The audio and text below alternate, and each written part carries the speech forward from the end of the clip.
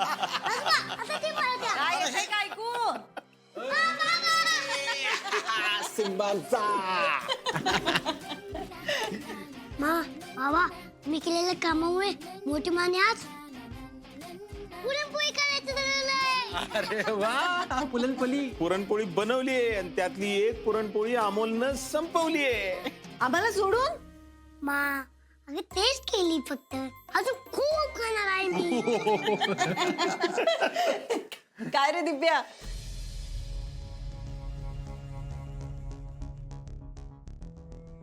दिप्या काय रे, काय झालं?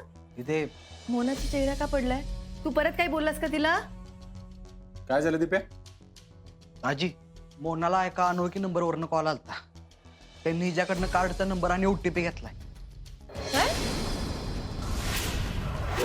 एक मिनिट ह्यात आपलं काही नुकसान नाही ना झालंय?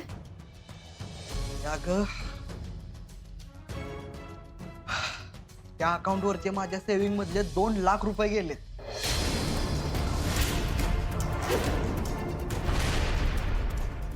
दीप्या अरे एवढं झालं आणि तू बोलला नाहीस घरात काय? बापू अहो मला पण आत्ताच कळलंय. मी काय सांगणार आहे तुम्हाला?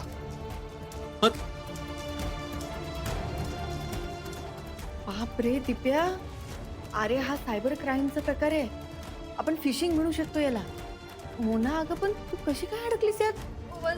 अहो माझी काही चूक नाहीये. त्या माणसाने मला आशा दाखवली आणि सगळे पैसे काढून घेतले. मोना अगं आता रडून काय उपयोग? अगं 2 लाख म्हणजे काही छोटी गोष्ट आहे होय? बाबा मोना अगं आता आपण हुशारीने वागलं पाहिजे ना. हे बघ असं कोणी आपल्याला नंबर मागेल म्हणून आपण आपले अकाउंट डिटेल्स देत बसायचं का आता लोकांना? सॉरी. बरं ठीक आहे, तू तू आधी शांत हो. तू रडणं थांबव आधी. हे असे फ्रॉड फोन कॉल्स येऊ शकतात पण आपण त्याला बळी नाही पडायचं. हे बघ इथून पुढे असा कोणालाही फोन कॉल आला आणि त्याने अकाउंट डिटेल्स मागितले तर द्यायचे नाहीत. ATM कार्ड, डेबिट कार्ड याचे शेवटचे 4 अंक नाही सांगायचे. आणि असा जर फोन कॉल आलाच तर लगेच कंप्लेंट करायची. त्यांना बळी पडायचं नाही. मोबा तू त्यांना हे सगळं का सांगितलंस? अहो छोटे सरकार, आता माझ्यामुळेच एवढं मोठं नुकसान झालंय. खरंच सॉरी. नाही ठीक आहे, तू तू शांत हो. तू रडणं थांबव आधी मोना. शांत काम कर दीपे, तू पोलीस स्टेशनला ये, रितसर कंप्लेंट दे. मी सायबर टीमशी बोलून घेतो. हो अर्जुन दादा, आपले पैसे परत मिळतील का?